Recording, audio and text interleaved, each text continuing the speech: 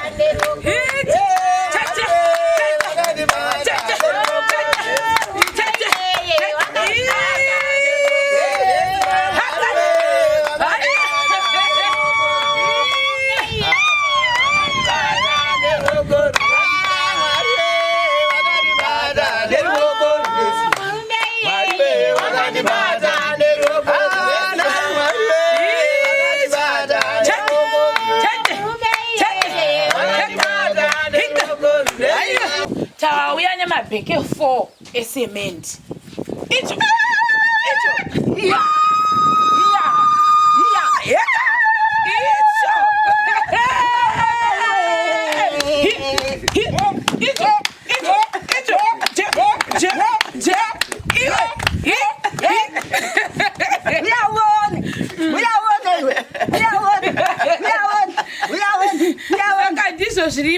my beke for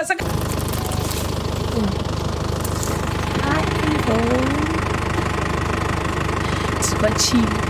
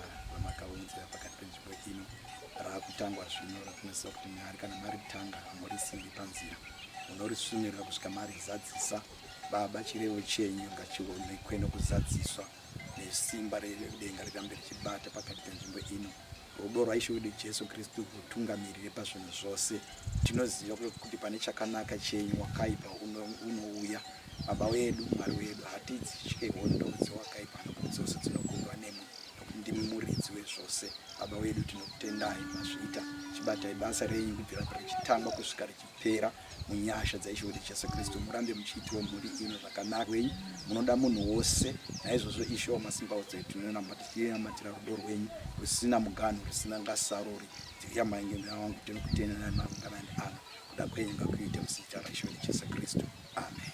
Say guys, oh my goodness, nasi tadzoka zvakare kuno kwaChivi kubhuku rekwa Davira kwatikakokwa nabhudhi vangu ava my sister vanga vachifamba nesu vachitibatsirawo zvakare munhu wese ari kuziva nyayani yagogo yatakabudisa nenhau yekuti vaya vari kumashure gogo ava vakapisirwa imba yavo iyi yamunoona iyo.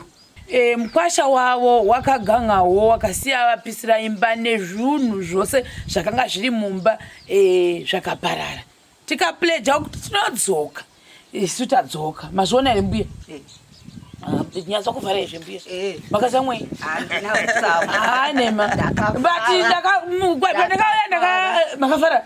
makafara zvondeitigwa pandakava makava makapfeka hembe nhasi ndadzokazve asi sadzara uya dzimwe dzigere hatizivi ipapo isusu donzvo redu pano pamusha kunyanyanyanya ndinogara ndichita disclaimer kana kuti uya pafesi pangu kana kuti ndinoda kugara ndichiudza vanhu shuwa ava vanga vasipo ava patakauya ndofunga namadha ava vari papapo zvinhu zvakanaka kuti pese pandinoinda ndinotaura chokwadi uye ndinobva ndaisa disclaimer kana kuti handidi kutaura zvinhu zvatinoziva kuti zvatizvikwanisi uye kuti zvandine ndavinga panapa zvozofamba pamwe maraini zvichishandurudzwa kunzi kune dhona rakauya ini handisi dhona tatata nemazengi asi mazengi anowanikwa tiri panzvimbo ndo mashandira tinoita iwayo kwanisa vanokwanisawo tibatsirewo nezvakati muzuva ranhasi tavavigira mabheki atinokwanisa kuti ndo ari pano handingakwanise kuti ndine zvipikiri izvo zvinokuti asa zvavapo asi zvipikiri zvinowanikwa tiri panzvimbo nemhaka yekuti tine tichitokumbira tiri panzvimbo takatiwo toda kuvavakira 1 room saka tadzoka mashemarienzi basa ndiro ana pane ane bheke 1 rake resemende munondibata 07878722885 vane manje tatakuta kuti tokumbirawo door frame anenge achida kuti batsiro nedoor frame motibatawo nemawindow frame I think ndo zvimwe zvinhu zvandati tichitarisana nazvo panguva ino tavauya nemabheke 4 esemende icho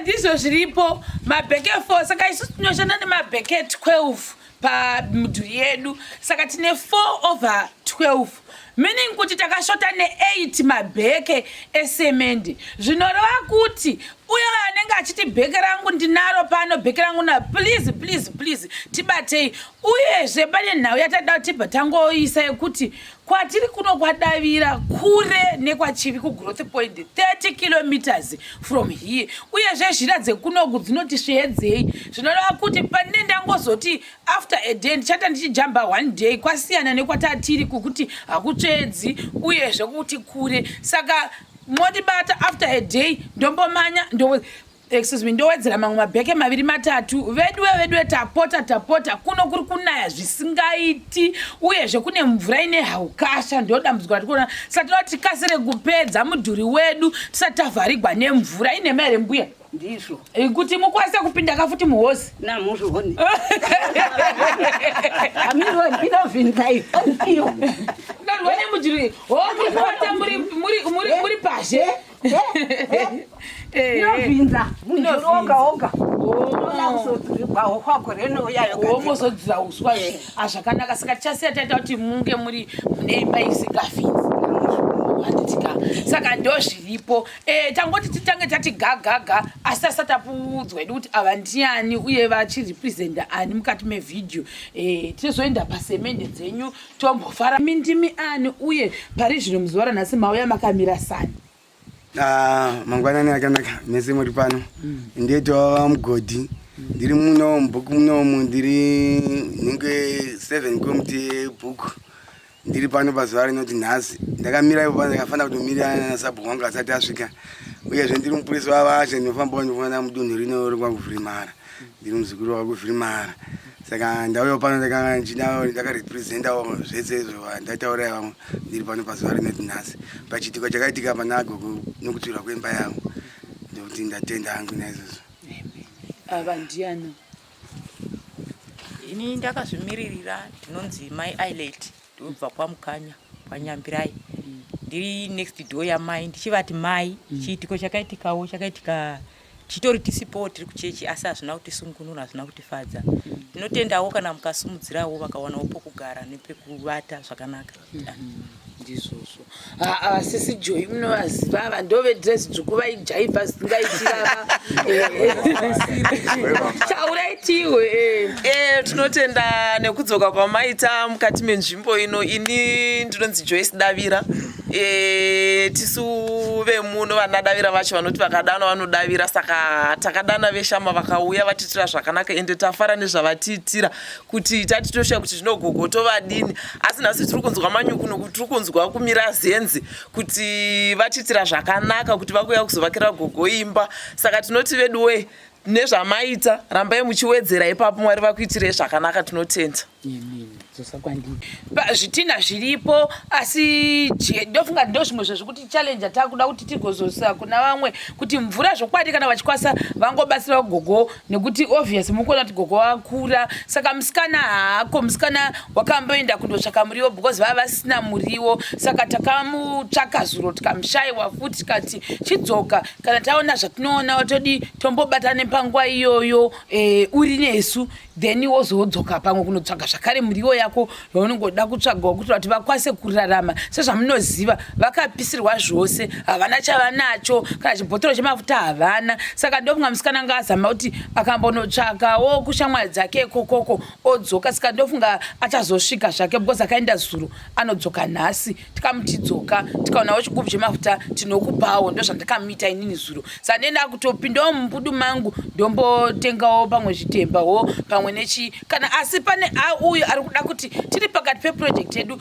unga achitiblessawo kuti gogo ava vamboonawo chishuga ti makapedza Mwari nigo yavanguva pamakapisikwa yavanguva yakasvira mumba shuga yakatsvira mumba saka kana pane anokwasa kuti blessa kuti gogo ambotiwo chishuga chicooking oil chimunyu nyango zvacho 10 kg yehufu panguva ino so that musikana haasazoti ndakanga da kuti nditsvake chikafu asi ndakanzi chirega kutsvaka chikafu chiya umbodzoka umbobatsira mbuya pakuchera mvura because kunoku mvura yacho right now izvozvizvi asati ane mvura tofanira kunge tichimiramira kuti mvura inge ichizowanikwa unfortunately ndasiya madhenda angu ekuti pamwe tinobatsira nochera mvura pano pange pachitanga kutovakwa muzuva ranhasi kuitira kuti basa riende mberi. Ine mairi mbuya iyemeni mune munogona kusenga here?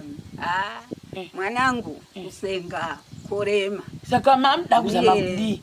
Ndinongoitawo ndizvo ndogona nchinge tashoma-shoma saka tingasapedza gore no here kuvaka imba? Hamungopedzi gore muchanditsvakirawo vamwe vane nyasha vamwe vanouyawo vachiona kutambura kwechembere ino vanouya asi zvapana izvo zvimwe vapo asi vanouya vanhu vaenda kumaminda apa ndikusakana mbuya vanhu vaenda kumaminda sezvandataura kuti mvura iri kunaya saka pane ponetsa manje kuti umbobvisawo munhu mumunda make zvinhu zvekuti tofanira kuhwisisa izvo saka ndofunga tichatomboti tichibatsirana tichange tichiti apa nguva inoika tichatomboita zvataita kuchiredzi zviya zvototombomukira nawo toendawo kumvura kana zvikwanisika tobatsirawo panenge pada kubatsirirwa paya kuti basa ringe richinda mberi because tikaenda nogara futi panapa hapana chinofamba ndo zviripo saka please veve vanoda kuzotibatsira nemadhiringi futi tinomada madhiringi auye kuitira kuti simba riwande nemhere Mbuya. Amen. Mama dhiringi musina chipiki. Ndariwana zvati mandipa vana. Atina tiri kutorikumbira.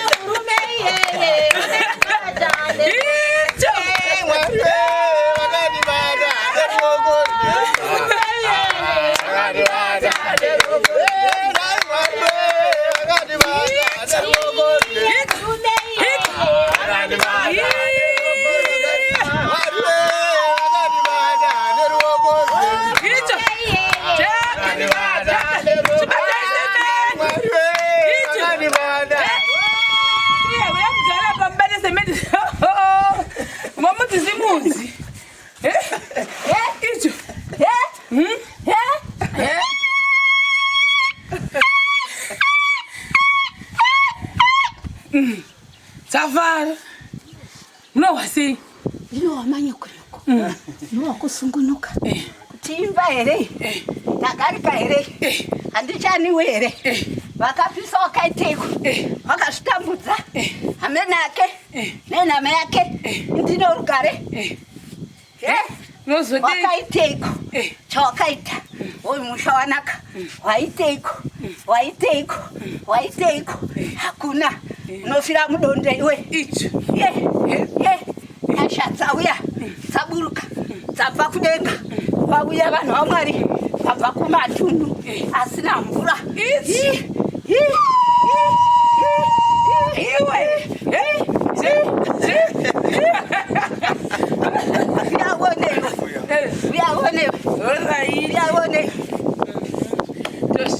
Vana vangu tachembere yenu inodai kutambura haiwa makandigonera. Amen. Musaora moyo komuri sevenza ezveni. Musaora moyo musagwadziwa muriko kudenga. Mwari unokukomborerai nyasha dzenu dzomunowedzera isu.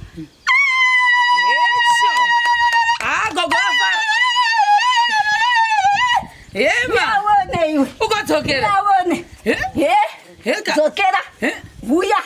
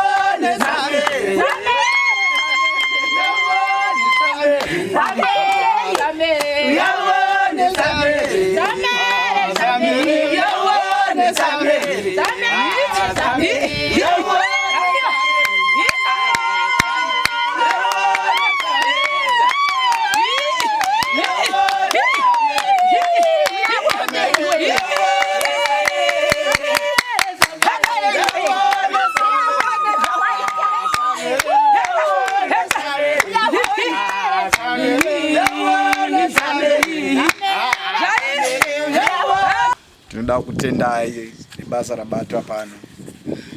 Zvina kugumira mukutaura asi zvasvika pakuitwa. Tinoda kutenda Mwari vatisvitsa panguva ino. Ebeneza tichiti Ebeneza, Mwari ngavatiitire zvakanaka pabasa iriri. Tinokutendai sezvamanzwa pakutanga kuti tiri munzira hazvina kukwana, asi tinotenda nenyasha nesapoti yenyu yamunoramba muchingopa kumhuri yeZimbabwe tinosvika zvinhu zvinoita zvakanaka. Amen. Saka guys,